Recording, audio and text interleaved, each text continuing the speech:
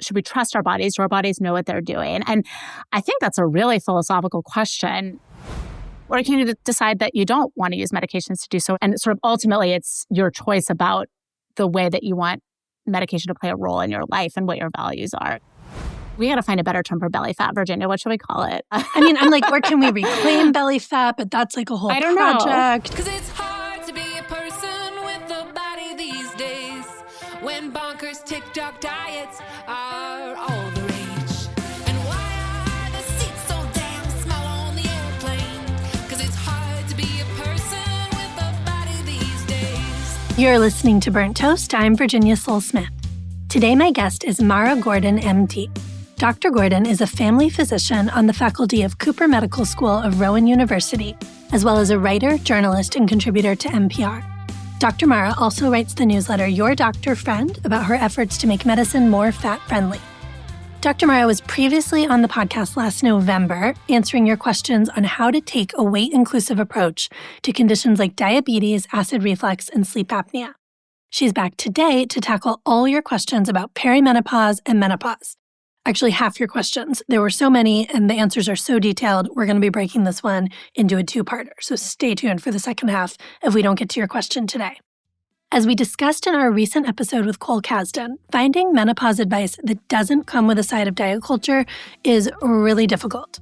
Dr. Mara is here to help, and she will not sell you a supplements line or make you wear a weighted vest. So here's Dr. Mara. When I put up the call out for listener questions for this, we were like immediately inundated with like 50 questions in an hour. Like people have thoughts and feelings and need information. So I'm very excited you're here. Before we dive into the listener questions, you and I were just chatting a little bit before we started about kind of some like big picture framing on like how we are going to approach this conversation around perimenopause and menopause. Of course. Well, maybe I should start just by sort of introducing myself. I'm a family doctor and I have a very general practice, which means I take care of infants and I have a couple patients who are over 100. So I know it's amazing. And families, which is such an honor, like multiple generations of families. So perimenopause and menopause is one chunk of my practice, but it is not all of it. And so I come from the perspective of a generalist, right? Lots of my patients have questions about perimenopause and menopause. Many of my patients are women in that age group. And I have been learning a lot over the last couple of years. The science is emerging, and I think a lot of practice patterns amongst doctors have really changed, even in the time that I have been in practice, which is about 10 years. There's been a huge shift in the way physicians think about menopause and think about perimenopause, which I think is mostly for the better, which is really exciting. And there's an increased focus on doctors sort of taking menopause seriously, approaching with deep care and concern and professionalism, concerns about menopause and perimenopause. And that is excellent. But like any kind of movement in our culture, this menopause advocacy is taking place in a world that's really steeped in fat phobia and diet culture, right? Our culture is just so susceptible to corporate influence. There's tons of influencers who sort of call themselves menopause experts, selling supplements online, just selling stuff, right? Sort of cashing in on this. And I will note a lot of them are medical doctors too. Mm-hmm. So it can be really hard to sort of sort through. Yeah, your instinct is to trust because you see the MD. Totally. And so there's a lot of diet talk wrapped up in all of it. And there's a lot of fear mongering that I would argue often sort of has fat phobia at its core. It's a fear of fatness, a fear of aging, a fear of our bodies not being sort of ultra thin, ultra sexualized bodies of, adolescents or women in their 20s, right? So this is all to say that I think it's really exciting that there's an increased cultural focus on women's health, particularly health in midlife. But we also need to be careful about the ways that diet culture kind of sneaks into some of this talk and who might be profiting from it. So we got to have some hearty skepticism, but also some enthusiasm for the culture moving towards taking women's concerns in midlife seriously. The cultural discourse around this is really tricky. And part of why I wanted you to come on to answer listener questions is because as a generalist, you approach healthcare from a weight-inclusive lens, which is not every doctor. It is certainly not every doctor in the menopause space. And Yes. you're not telling us a supplement line or a weighted vest. So that's really helpful. That's a good objective place for us to start. So we are going to get into these listener questions. I will read them, and Dr. Morrow will help us make sense of them all. So here is the first one. This person writes, "It's my understanding that the body naturally puts on weight in menopause, especially around the torso, and that this fat helps to replace declining estrogen because fat produces estrogen. I don't know where I've heard this, but I think it's true. But I would like to know a doctor's explanation of this just because I think it's just more evidence that our bodies know what they're doing and we can trust them, and that menopause and the possible related weight gain is nothing to fear or dread or fight." Oof. Okay. So we are just diving right in. Thank you so much for this question. It's one I get from many of my patients. I looked into some of the literature on this, that it is thought that declining estrogen, which happens in the menopausal transition, as we call it, does contribute to what we call visceral adiposity, which is basically sort of fatty tissue around the internal organs. And this we sort of approximate in clinical practice, although this is really spotty, but in theory, we could approximate it by measuring waist circumference, right? So we think of it as like quote unquote belly fat, which is just kind of a fat phobic term. Like it's just, I don't know, the way we talk about it is like, I prefer the term visceral adiposity, even though it sounds like really medical. It sort of gets at more specifically what the issue is, which is that this adipose tissue can be pathologic. It can be associated with insulin resistance, increasing risk of cardiovascular disease, and risk of what we call metabolic, here's a mouthful, metabolic dysfunction associated steatotic liver disease, which is what fatty liver disease has been renamed, which is actually more accurate and is less stigmatizing, I think, than fatty liver disease, but it's a mouthful. So I don't think we totally understand why this happens in the menopausal transition. There is a hypothesis that torso fatty tissue does help increase estrogen. And it's sort of like a body's response to like declining estrogen and attempts to like preserve estrogen.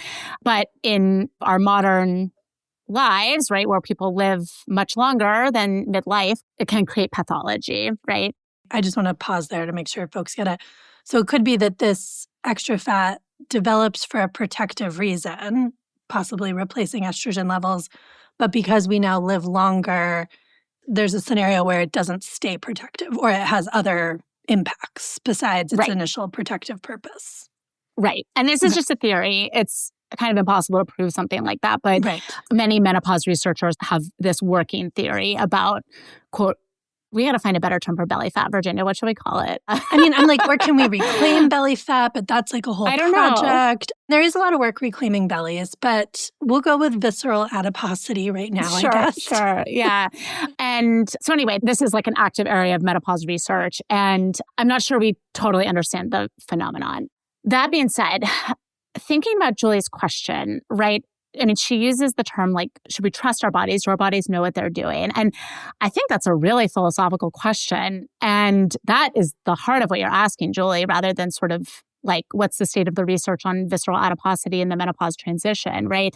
Is it how much do we, quote, trust our bodies versus how much do we use modern medicine to intervene to try to change the, quote, natural course of our bodies. And it's a question about like the role that modern medicine plays in our lives. And so obviously I'm a fan of modern medicine, right? I'm a medical doctor, but, I also have a lot of skepticism about it. I can see firsthand the way that we sort of pathologize a lot of normal physiologic processes. And I see the way that our healthcare system profits off of this pathology. So this is all to say that like most people do tend to gain weight over time, right? That's been well described, both men and women. And women tend to gain sort of midsection weight specifically associated with the menopausal transition, which seems to be independent of age, right? So people who go through menopause earlier might see this happen earlier.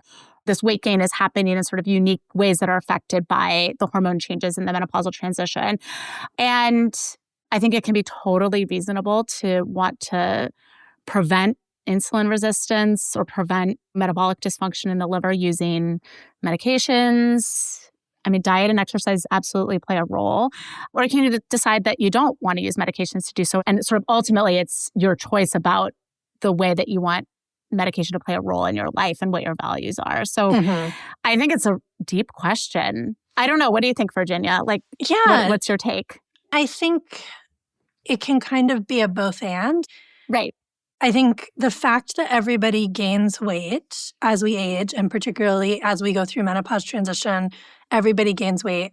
We shouldn't be pathologizing that at baseline, because if everybody does it, then it's a normal fact of having a human body. And why are we making that into something that we're so terrified of? Diet culture, diet industry. And I think this is what we're going to get more into with these questions. It's possible to say, can we improve quality of life? Can we extend life? Can we use medicine to help with those things in a way that makes it not about the weight gain, but about managing the symptoms that may or may not be caused by the weight gain? So like, if the weight gain correlates with insulin resistance, of course, you're going to treat the insulin resistance. Does that mean weight loss is the thing we have to do? Not necessarily, right? Totally. I define size-inclusive medicine, which is the way that I practice medicine, as basically not yelling at my patients to lose weight. And it's quite revolutionary, even though it shouldn't be. So for me, in practice, this means that I typically don't initiate conversations about weight loss with my patients. If my patients have evidence of, metabolic dysfunction in the liver, if they have evidence of diabetes or prediabetes, if they have high blood pressure, we absolutely tackle those issues. There's good medications and non-medication treatments for those conditions. And if my patients want to talk about weight loss, I'm always willing to engage in those conversations. I do not practice from a framework of, refusing to talk with my patients about weight loss because, I feel like it's not really sort of centering my patients' bodily autonomy. So let's talk about these sort of more objective and less stigmatized medical conditions that we can quantify. Let's target those. And weight loss may be a side effect of targeting those. Weight loss may not be a side effect of targeting those. And there are ways to, target those conditions that often don't result in sort of dramatic or clinically significant weight loss, and that's okay. And also, one thing I'll note that it's not totally clear that the weight gain is causing those sort of metabolic dysfunctions too. So this is a really interesting area of research. Again, I'm not a researcher, but I follow it with interest because as a size-inclusive doctor, this is important to the way that I practice, that there's some school of thought that thinks that the metabolic dysfunction comes and causes the weight gain rather than the weight gain sort of causing the metabolic dysfunction. And this is important because it is so steeped in the way that we blame people for weight gain, right? So if you gain weight, you've caused diabetes or whatever. And that kind of flips the narrative on its head that, diabetes is a really complex disease with many, many factors affecting it. And we don't fully understand that it's possible that, having a genetic predisposition to cardiometabolic disease may end up causing weight gain and specifically this visceral adiposity. So anyway, this is all to say there's a lot we don't understand. And I think at the core is trying to center my patients' values and, destigmatize all of these conversations. And I love how Julie phrased it. The possible menopause-related weight gain is maybe nothing to fear, dread, or fight. I think anytime we can approach health without a mindset of like fear and dread and not be fighting our bodies, like that seems like it's going to be a more health promoting place than if we're going in with like, oh my God, this is happening. It's terrible. I have to stop it. And this is how every life stage we go through, especially as women, our bodies change and usually our bodies get bigger. And we're always told we have to fight, through puberty, you have to fight that. Through, you have a baby, you have to get your body back as quickly as possible.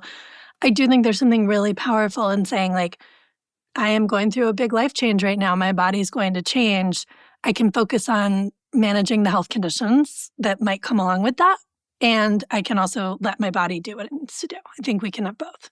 Yeah, that's so beautifully said. And that's so smart to recognize that in the way that Julie phrased her question. And Julie, thank you for saying it that way. Okay, so now some related weight questions. This person, I didn't get their name, so we'll keep anonymous. I was just told by my OBGYN that excess abdominal weight can contribute to urinary incontinence in menopause. How true is this, and how much of a factor do you think weight is in this situation? And I think, the unsaid question in this and in so many of these questions is, so do I have to lose weight to solve this issue? Yes. So this is a very common sort of refrain I hear from patients about the relationship between BMI and sort of different processes in the body, right? I think what the listener's OBGYN is getting at is the idea that mass in the abdomen and torso might put pressure on the pelvic floor, right? And more mass in the torso, more pressure on the pelvic floor. This is all to say that urinary incontinence is extremely complicated and it can be caused by lots of different things. So I think what the OBGYN is kind of alluding to is pelvic floor weakness, which is a common cause, like the muscles in the pelvic floor, which is like all those muscles that basically like hold up your uterus, your bladder, your rectum. All of those muscles can get weak over time. But other things can cause urinary incontinence too. Neurological changes, hormonal changes in menopause can contribute. Part of my size-inclusive approach to primary care is I often ask myself, how would I treat a thin person with this condition, right? Because we have other treatment options other than weight loss. Yep. And thin people have urinary incontinence all the time. You can say a lot of skinny grandmas happen to buy Depends. Like, no shame. No shame. Totally, right?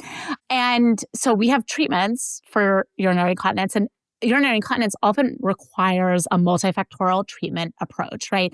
So I will often recommend my patients do pelvic floor physical therapy. And so what that does is strengthen the pelvic floor muscles, particularly if the person has been pregnant and had a vaginal delivery, those muscles can really weaken. And people might be having what we call genitourinary symptoms of menopause. And so that's a catch-all term for genitourinary symptoms that are related to declining estrogen.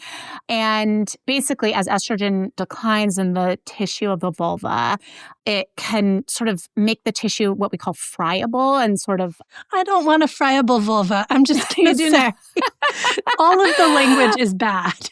I know, isn't it? So I just get so used to it. And then when I talk to non-medical people, I'm like, whoa, where did we come up with this term? It just means sort of like irritable. Like irritated I'm fine having tissue. An irritable vulva. Irritable vulva, yeah. Frequently irritable. And so that can sort of cause a sensation of having to pee all the time. And that we can treat with a topical estrogen, which is an estrogen cream that goes inside the vagina and is an amazing underutilized treatment that is extremely low risk. And I am just prescribe with glee and abandon to all of my patients because it can really help with urinary symptoms. It can help with sort of discomfort during sex in the menopausal transition. It Itchiness, is a great dryness, treatment. Exactly. Yeah. So I was doing a list of causes of urinary incontinence. There can be an overactive bladder, which we often use oral medications to treat that help sort of decrease bladder spasticity. So this is all to say that it's multifactorial. It's rare that there's sort of one specific issue. And it is possible that for some people, weight loss might help decrease symptoms, right? That if somebody loses weight in their abdomen, it might put less pressure on the pelvic floor and that might ease up. But it's not the only treatment. So since we know that weight loss can be really challenging to maintain over time for many, many reasons, I think it's important to offer our patients other treatment options. But I don't want to discount the idea that it's sort of inherently unrelated. It's possible that it's one factor of many that contributes to urinary incontinence. That's so helpful. This is like the drumbeat I want us to keep coming back to with all these issues, like what you said, like how would I treat this in a thin person? It is much easier to start using an estrogen cream, like you said, low risk, easy to use, see if that helps before you put yourself through some draconian diet plan to try to lose weight. So for the doctor to start from this place of, oh, well, you've got excess abdominal fat and that's why you're, having this problem, like that's such a shaming place to start when that's very unlikely to be the full story or the full solution. Totally. And pelvic PT also underutilized. Amazing. I feel like everyone should get it after childbirth, but many people who've never had children might benefit from it too. Okay, another weight-related question. This is from Ellen, who wrote in our thread in response to Julie's question. So in related to question to Julie's about the role of declining estrogen in gaining abdominal fat, if that's the case, why does hormone replacement therapy not mitigate that weight gain? I take estrogen largely to support my bone health due to having a genetic disorder leading to fragile bones. But to be honest, I had hoped that the estrogen would also help address the weight I've put on over the past 5 years, despite stable eating and exercise habits. That hasn't happened, and I understand that it generally doesn't happen with HRT, but I don't understand why. I guess I'd just like to understand better why we tend to gain abdominal fat in menopause and what, if anything, can help mitigate that weight gain. I'm working on self-acceptance for the body I have now, and I get frustrated when clothes I love no longer fit, or when my doctor tells me 1 minute to watch portion sizes to avoid weight gain, and the next tells me to ingest 1,000 milligrams of calcium per day, which would account for about half of the calories I'm supposed to eat daily in order to lose weight or not gain more weight. It just feels like a lot of competing messages. Eat more protein and calcium, but have a calorie deficit. And it's all about your changing hormones, but hormone replacement therapy won't change anything. Ugh, Ellen, relatable. Oh, yeah. That mixed messages. So you spoke to what we do and don't know about the abdominal fat piece a little bit already in Julie's question. So I think we can set that aside. But yes, if estrogen is playing a role, why does hormone replacement therapy not necessarily impact weight? And what do we do with the protein of it all? Because let me tell you, we got like 50 other questions about protein. I will answer the first part first, which is I don't think we know why menopausal hormone therapy does not affect abdominal fat. You're totally right. It makes intuitive sense, but that's not what we see clinically. There's some evidence that menopausal hormone therapy can decrease the rate of muscle mass loss, but we consider it a weight-neutral treatment. Lots of researchers studying these questions. I do not know. I don't think anybody knows. So those messages feel like they're competing because they are competing. Mm-hmm. And I don't think we understand why all these things go on in the human body and how to approach them. Maybe I'll turn the question back to you, Virginia. Like, how do you think about it when you are seeking expertise and you get not a clear answer, right? I mean, I'm an irritable vulva when it happens, for sure. My vulva and I are very irritated by conflicting messages. And I think we're right to be. I think Ellen is articulating a real frustration point. And I think the other thing Ellen is articulating is how vulnerable we are in these moments because, as she's saying, she's working on self-acceptance for the body she has. I think a lot of us are like, we don't want weight loss to be the prescription. We don't want to feel pressured to go in that direction. And then the doctor's coming in and saying, 1,000 milligrams of calcium a day, an infinity number of protein grams a day, also lose weight. And then you do find yourself on that roller coaster or hamster wheel, choose your metaphor, again, because it's like we're so programmed to think like, oh, okay, well, the only option I have is to try to control my weight. And you get back in that space. So what I usually try to do is like, phone a friend, have a plan to like step myself out of that, whether it's texting my best friend or texting Corinne or being like, this is what they're saying. And like, then they can be that voice of reason. And I would do this for them too, where it's like, no, reframe. You don't want to pursue intentional weight loss. You're doing all this work on self-acceptance. You know that's not going to be helpful. What can you take from this advice that does feel doable? And maybe it's not 1,000 milligrams of calcium a day, but maybe it's like a little more yogurt in your week. Is there like a way you can translate this to your life that feels manageable? And I think it's what you do a great job of, but I think in general, doctors don't do a great job of doing with us. Yeah. And I mean, just to share my take on what might be going on from the doctor's perspective, I bet you Ellen's doctor had 15 minutes with her and was like, oh, well, eat all this calcium and, oh, yeah, definitely try to lose weight, right? And then we'll rush you out the door because she has 30 other patients to see that day. And this is all to say that, like, I think doctors are trying to, like, offer what maybe they think patients want to hear, which is, like, certainty and one correct answer. And it can feel hard to, like, find the space to sort of sit in the uncertainty of medicine and health and the uncertainty of like our bodies. And corporate medicine is not conducive to that. Let's put it that way. Okay, but so how much protein do we need to be eating? I have no idea, Virginia. I don't think anybody knows. I think exercise is good for you.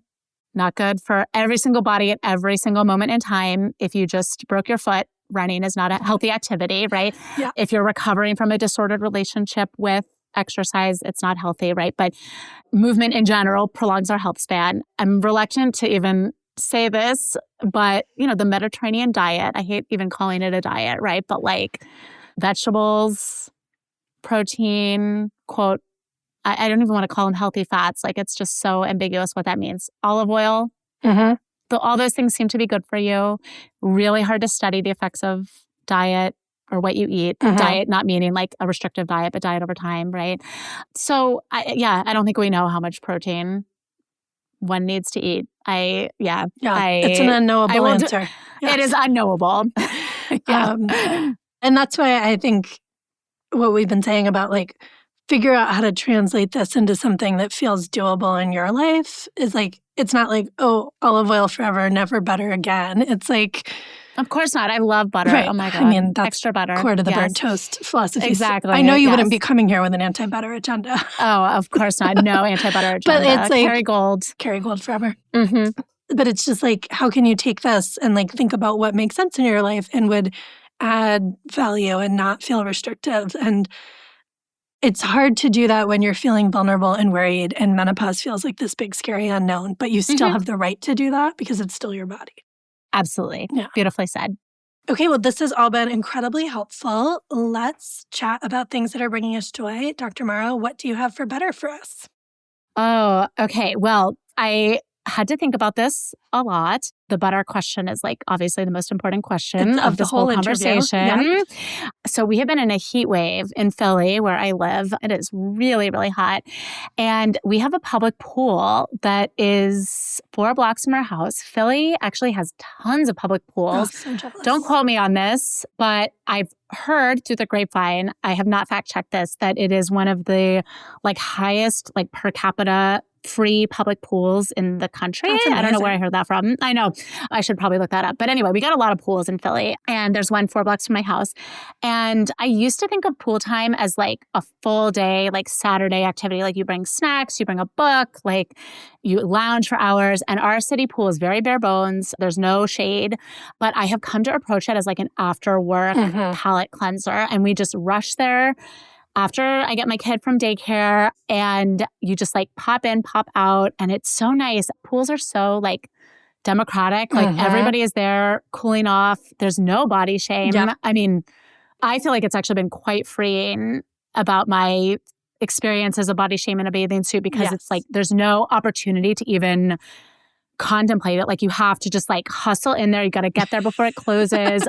There's no place to put your stuff, so you can't do all those like body shielding techniques where like you have to leave your stuff outside of the pool. So you have to go in a bathing suit, and it's just like all shapes and sizes there. I love it. So public pools are my butter. We don't have a good public pool in my area, and I wish we did. I'm so jealous. Yeah, that's magical. Since we're talking about being in midlife, I'm going to recommend the memoir Actress of a Certain Age by Jeff Hiller, which I just listened to on audiobook. Definitely listen to it on audiobook. Obviously, Jeff Hiller is a man and not in menopause, but he is in his late 40s, possibly turned 50.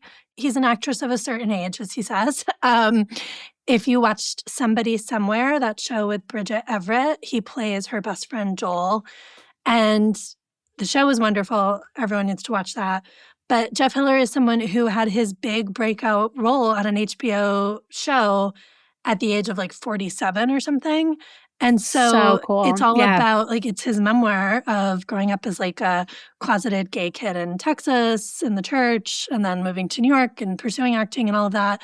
But it's just like, it's hilarious. It's really moving. It made me teary several times.